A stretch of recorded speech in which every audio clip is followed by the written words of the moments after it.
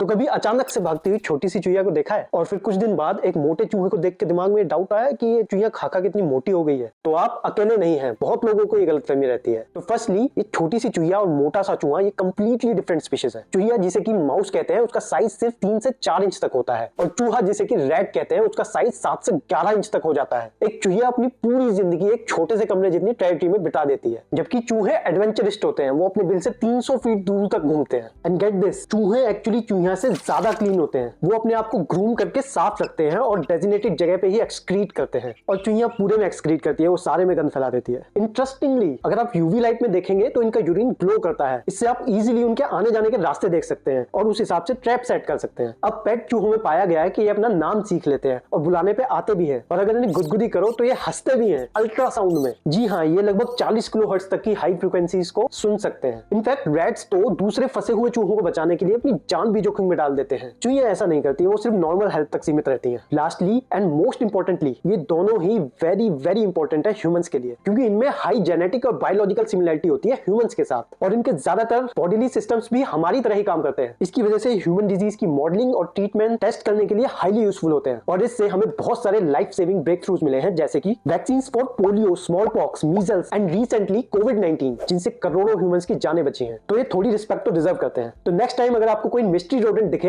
तो ध्यान रखना, छोटा साइज, बड़े कान और डरपोक तो वो माउस है, और बड़ा साइज, छोटे कान, आंखें मिला के घूमने वाला वो रैट है, जो कि माइंड ब्लोइंग है।